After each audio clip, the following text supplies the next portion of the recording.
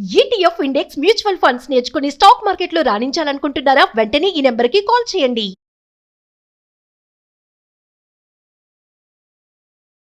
నమస్తే రమగారు. నమస్తే జయ.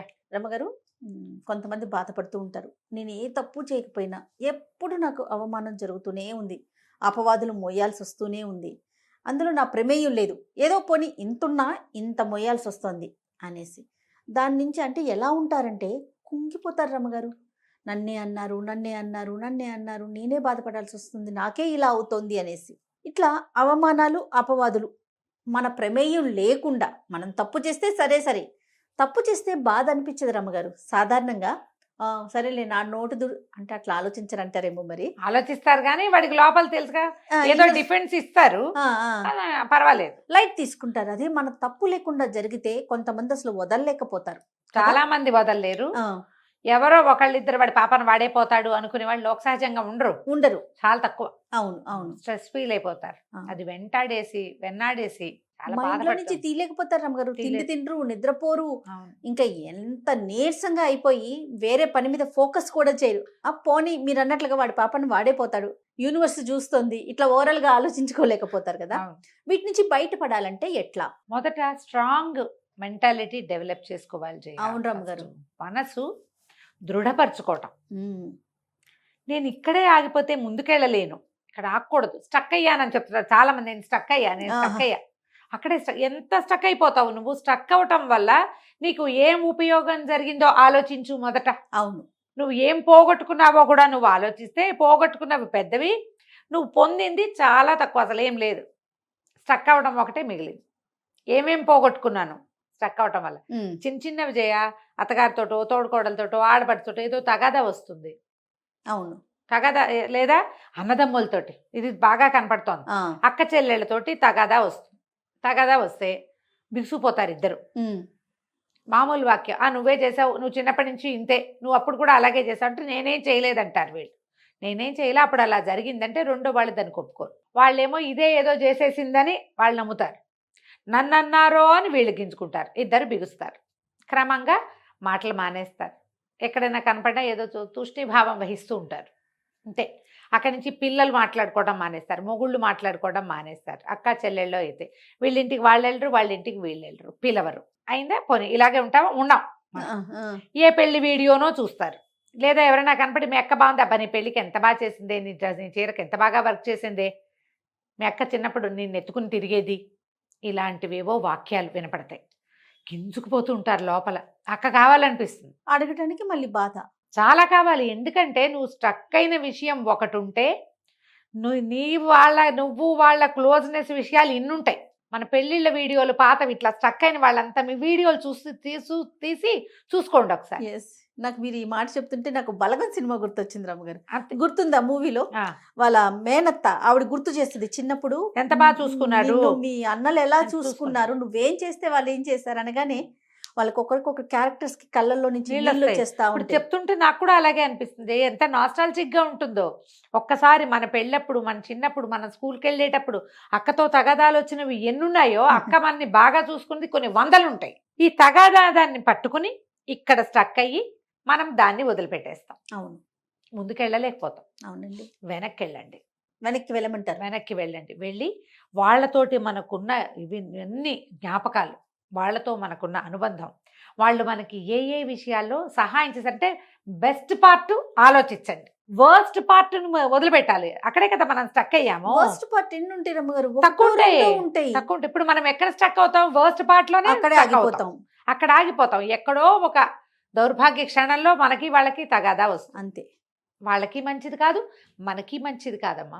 కానీ ఇక్కడ ఇంకొక విషయం రమ్మగారు, ఈ వెనక్కి వెళ్ళటం అనేది తను వెళ్ళినప్పుడు నేను ఎందుకు వెళ్ళాలి అని ఆలోచన వస్తుంది. అందుకని మనం ఇద్దరికీ చెప్తున్నాం, ఇది ఎవరో ఒకళ్ళకి చెప్పట్లేదుగా, ఇద్దరూ ఆలోచించాలి. ఒకవేళ వీళ్ళకి సయోధ్య కుదర్చాలని ఎవరైనా భావిస్తే వాళ్ళు ఈ వెనకాల విషయాలు ఇద్దరికి గుర్తు చేస్తే ఆటోమేటిక్గా సర్దుకుంటుందమ్మా. ఇందులో పెద్ద పెద్ద తీవ్రమైనవి వ్యవహారాలంటే ఏదైనా ఎక్స్ట్రా మ్యారిటల్ అఫైర్స్, ఆస్తి పంపకాలు, అక్కడ కొంచెం కష్టమమ్మా.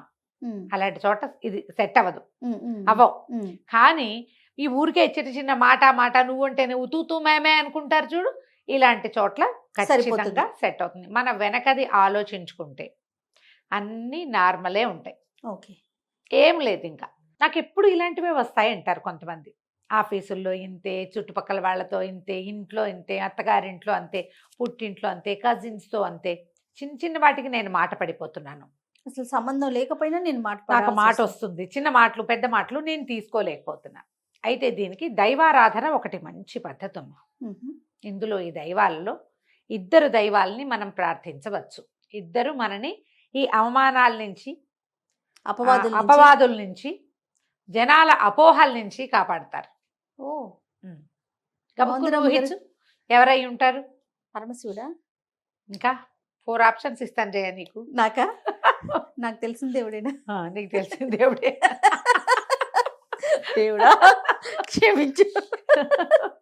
విష్ణువు, శివుడు, అంటే ఉన్న దేవుళ్ళందరినీ పేర్లు చెప్పే నీ ఇష్టం. ఆంజనేయ స్వామి గారు, వినాయకుడు. ఇప్పుడు కరెక్ట్. ఓకే. మొదటిది వినాయకుడు, రెండో వాడు కృష్ణుడు. వీళ్ళిద్దరు రెండు కరెక్ట్ కదా. విష్ణు అంటే కృష్ణుడు. విష్ణు అంటే కృష్ణుడు కాదు, విష్ణు అంటే విష్ణువే. అలా ఒప్పుకో. వీళ్ళిద్దరూ మనని అవమానాల నుంచి, అపవాదుల నుంచి, ఈ కుంగిపోయే పరిస్థితుల నుంచి కాపాడతారు. వినాయక సంబంధమైన ఒక స్తోత్రాన్ని, శ్లోకం చిన్నది కదా, స్తోత్రాన్ని అలవాటు చేసుకోండి నిత్యం. నా తప్పు లేకుండా నా మీదకి ఏ మాట రానివ్వద్దు తండ్రి, నాతో ఉండు అని దండం పెట్టుకోండి. మీరు రోజు వినాయక స్తోత్రం చదువుకుంటే అంత బెల్లం ముక్క, బెల్లం పెట్టలేరు, చెక్క బెల్లం దొరుకుతుంది, ఊరుగుపల్లి బెల్లం అంటారు. 1 కేజీ తెచ్చి దాన్ని చిన్న సాధనం పెట్టి కొట్టి చిట్టి ముక్కలు కట్ చేసి పెట్టేసుకోండి, ఒక డబ్బాలో పోసుకోండి. రోజు వినాయకుడికి బెల్లం ముక్క చూపించండి. బెల్లం ముక్కకి మడి మశానం ఏమీ లేవమ్మా, ఏ అంటూ ఉండదు. ఒకవేళ రోజు బెల్లం ఎవరు తింటారండి అంటే, నైవేద్యం పెట్టిన బెల్లం ముక్కలు, నా ప్లాన్ అనమాట ఇది, నేను చేసేది. నైవేద్యం పెట్టిన బెల్లం ముక్కలన్నీ ఒక డబ్బాలో వేసుకోండి, ఏ టీలోనో కాఫీలోనో వేసేసుకోండి. పాయసాల్లో ప్రసాదాల్లో పనికిరాదు.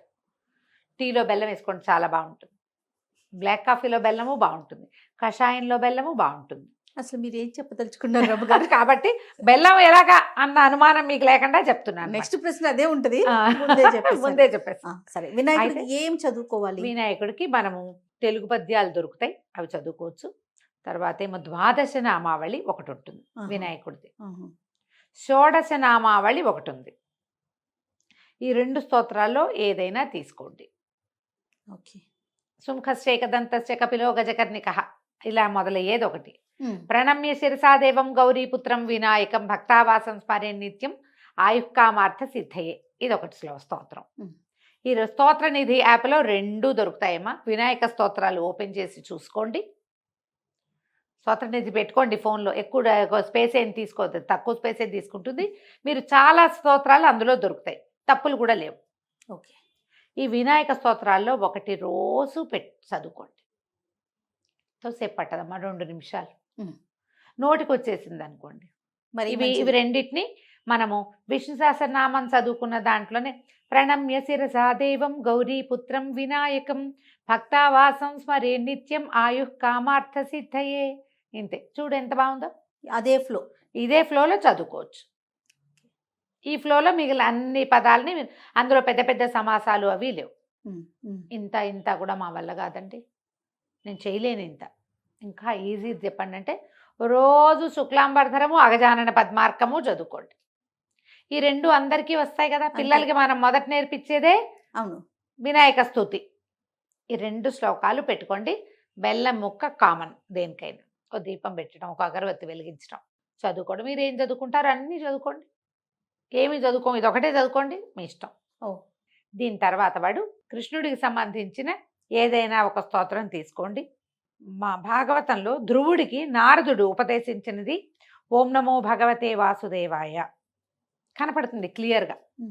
ఎవరైనా పురోహితుడు మన ఇంటికి వచ్చేవాళ్ళు ఉంటే వాసుదేవ మంత్రం ఉపదేశించండి గురుగారు అని ఉపదేశం పుచ్చుకోవచ్చు. లేరు, మనమే ఓం నమో భగవతే వాసుదేవాయ చెప్పుకోవచ్చు. రమ్మగారు, ఎప్పుడు నేను ఒకటి ఈ విషయం అడుగుదాం అనుకుంటున్నాను. మనం చదువుకునేదానికి అదే మంత్రం గురువు ఉపదేశించిన దానికి తేడా ఏముంటుందండి? చాలా ఉంటుంది జయ. ఒక గురువు దగ్గర నేను ఉపదేశం తీసుకున్నాను ఈ మంత్రం అని చెప్తూ ఉపదేశం ఉంటారు. తీసుకుంటే ఉపదేశం వల్ల ఏమవుతుంది, గురు ఉపదేశం వల్ల సరైన దారిలో నడుస్తాం మొదటిది. మ్హూ. ఏం చేయాలి ఏం చేయకూడదు అనే క్లారిటీ ఉంటుంది రెండోది. మూడోది, నువ్వేదైనా పొరపాటు చేస్తే నిన్ను దిద్దుతాడు గురువు. నీవేదైనా తప్పు చేస్తే నీకు ఉపదేశించిన గురువుదే ఆ తప్పు, కానీ నీ తప్పు కాదు. నువ్వు తప్పు చదువుతుంటే నీ కరెక్టే నీ వరకు. ఆ తప్పుల మోత గురువు తీసుకుంటాడు. మనం చీకటిగా ఉంది జయ, ఎక్కడికో వెళ్తున్నాం, లైట్ లేవు, దారి తెలీదు, కళ్ళు పొడుచుకున్నా కానరాంది చీకటి. ఈ చీకట్లో ఎట్లో అట్లా అట్లా అట్లా తడువుకుంటూ వెళ్ళినా వెళ్తావు నువ్వు, అక్కడికి అడంగు చేరతావు ఎప్పటికో ఒకప్పటికి. ఎవరైనా మన చేయి పుచ్చుకున్నారు, మన ముందు నడుస్తున్నారు, మన చెయ్యి పుచ్చుకుని చెయ్యి వెనక్కి చెయ్యి అందించి నడుస్తున్నారు, అతనిలోంచి ఒక కాంతి వస్తుంది. ఆ కాంతిలో నువ్వు నడిచి వెళ్ళిపోతావు చూడు, సులువుగా. ఏది ఈజీ, ఇదే అదే. అంతేకాక పట్టుకుని నడిపిస్తేనే కదా సులువుగా వెళ్ళిపోతాం. ఒకవేళ నిన్ను గోతలో దింపాడు అనుకో ఆయన, ఆ ముందు తీసుకెళ్ళేవాడు, నీ తప్పు కాదు, గోతలో దిగిన తప్పేం ఉండదు నీకు, గురువుది తప్పు అవుతుంది. ఇప్పుడు అందుకని ఆధ్యాత్మిక గురువు అనేది మనం ఎప్పుడు చెప్పుకుంటాము, ఎవరైనా గట్టిగా ఈ మంత్రాల్ని దీంట్లో ఉన్నవాళ్ళు, ఉపదేశం ఇవ్వగలిగే అర్హత ఉన్నవాళ్ళు, వాళ్ళు కూడా ఆ అర్హత ఉన్న గొప్పవాళ్ళు కూడా అందరికీ ఇచ్చేయరు. ఎవరు దీనికి తగిన వాళ్ళో పాత్రత చూసి చేసుకోగలిగే దాన్ని చూసే ఇస్తారు. అందుకని యూట్యూబ్ గురువులు అనుకోకండి, మామూలుగా చెప్తాను, నేను చెప్పినా కూడా అంతే, నన్ను గురువుగా అనుకోకండి అమ్మా. మంచి మాట చెప్పడానికే, మంత్రానికి మనం పనికిరం, శ్లోకానికి పనికొస్తాం. ఈ శ్లోకం చదువుకోండి అని చెప్పచ్చు. మంత్రము డిఫరెంట్ ఫ్రమ్ శ్లోకం సార్వజనీయమైంది, చదువుకోవచ్చు అందరూ. మంత్రం అట్లా కాదు, వచ్చే పవర్ హౌస్ అది. ఇక్కడ కూడా అంతే, మీరు చదువుకోదలుచుకుంటే ఓం నమో భగవతే వాసుదేవాయ చదువుకోండి, లేదు మీకు వచ్చు చక్కగా కృష్ణాష్టకం చదువుకోండి. కృష్ణ నాతో ఉండు తండ్రి, నన్ను తీసుకెళ్ళు సరిగ్గా, నాకే ఇబ్బందులు రానివ్వద్దు, నాతో ఉండు. నువ్వు మీతో ఎప్పుడు ఉంటాడు, ఎవరైనా మనతో ఎప్పుడు ఉంటారు జయ, మనం ఉంచుకుంటే కాదు, అంతేగా ఉంచుకోవాలి. ఇప్పుడు పిలవాలి, మనం పిలిస్తే వస్తాడు, ఉంచుకోవాలి. కృష్ణుడు పిలిస్తే గాని రాడమ్మా. అసలు విష్ణుతత్వమే పిలిస్తే గాని రాని తత్వం, చాలా పిలవాలి, పిలిచేదాకా రాడు. మనం అదే చూస్తాం కదా, ఏమిటి గజేంద్ర మోక్షంలో వాడు ఫైట్ చేసి చేసి చేసి చేసి చేసి దుంప తెంచుకున్న నాళ్ళు రాలేదు, ప్రాణాలు ఠావులు తప్పుతున్నాయి, తండ్రి నువ్వెవరో నాకు తెలీదు, రావవే వరద, కావే ఈశ్వర అని పిలిచాడు. అప్పుడు రావే వరద అని పిలిచాడు. నువ్వెవడివో తెలీదు నాకు, నువ్వెక్కడుంటావో తెలీదు, ఎలా ఉంటావో తెలీదు, కానీ నువ్వెవడివో ఒకడి ఉన్నావు. ఆ ఉన్నవాడెవడో నన్ను రక్షించాలంటే ఉన్నవాడెవడు, జగన్నియామకుడైన విష్ణువు పరిగెత్తుకుంటూ వచ్చాడు. పిలిస్తే వస్తాడమ్మా, కృష్ణుణ్ణి పిలిచేదాకా రాడు, చూస్తూ ఉంటాడు మనకేసి. నువ్వు భగవంతుడి వైపు ఎప్పుడు చేయి చాపుతాం జయ, మనం చేత కానప్పుడు చేయి చాపాలమ్మా, చేత కానప్పుడు చేయి చాపాలి. రోజు ఆయన్ని మనతో ఉంచుకోవాలి, ఉంచుకోవటం వేరు, చేయి చాపటం వేరు. అవునండి. దేవుడా నన్ను రక్షించు, రోజు నువ్వు భగవంతుడా మమ్మల్ని పుట్టించావు, నిన్ను నేను అర్చిస్తానని అర్చన. కృష్ణాష్టకం చదువుకోండి, అది కూడా మనం విష్ణు సహస్రనామం లాగానే చదువుకోవచ్చు. స్తోత్రనిధులు ఇది కూడా దొరుకుతుందండి, నేను స్తోత్రనిధిని ప్రమోట్ చేస్తున్నట్టుంది కానీ ఉపయోగపడే విషయం కాబట్టి చెప్పాలనుకుంటున్నా. స్పష్టంగా అనిపించింది. వసుదేవ సుతం దేవం కంస చాణూరమర్దనం దేవకీ పరమానందం కృష్ణం వందే జగద్గురుం. చూడు కృష్ణ ఎంత సింపుల్ గా ఉంది, సింపుల్ పదాలతోటి తేలికపాటి స్తోత్రం, 8 శ్లోకాలు, ఒక ఫలశ్రుతి శ్లోకం, 9 శ్లోకాలు, 2 నిమిషాల్లో అయిపోతుంది. ఓకే, కాబట్టి ఇది చదువుకోండి. మిమ్మల్ని వినాయకుడు కానీ కృష్ణుడు కానీ ఇద్దరిని చదువుకుంటామంటే ఇద్దరిని మహదానందంగా చదువుకోండమ్మా. మీరు రోజువారీ ఏ నివేదన పెడుతున్నారో కృష్ణుడికి అదే నివేదన పెట్టచ్చు, వినాయకుడికి మాత్రం బెల్లం పెట్టాలి. దీనివల్ల మీకు అపవాదులు, అపనిందలు, అవమానాలు, చిన్న చిన్న వాటికి చిన్నబుచ్చేసుకోవాల్సిన పరిస్థితి, దాని నుంచి కొంత మీరు తప్పుకుంటారు.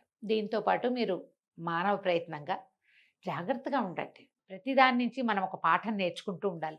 జీవితంలో ఏమవుతుంది, ఓ దెబ్బ తగిలితే ఓహో ఇక్కడ కాలు వేయకూడదు, ముందుకు వెళ్ళకూడదు, ఇక్కడ గడప ఉంది, ఇక్కడ గట్టు ఉంది, తెలుసుకుంటాం కదా. తెలుసుకోండి, తెలుసుకునే ప్రయత్నం చేస్తూ భగవంతుడిని తోడు తీసుకుని ముందుకెళ్ళండి, ఈజీగా ఉంటుంది. అప్పుడు తప్పకుండా రమ్మగారు. నమస్తే. నమస్తే జయ.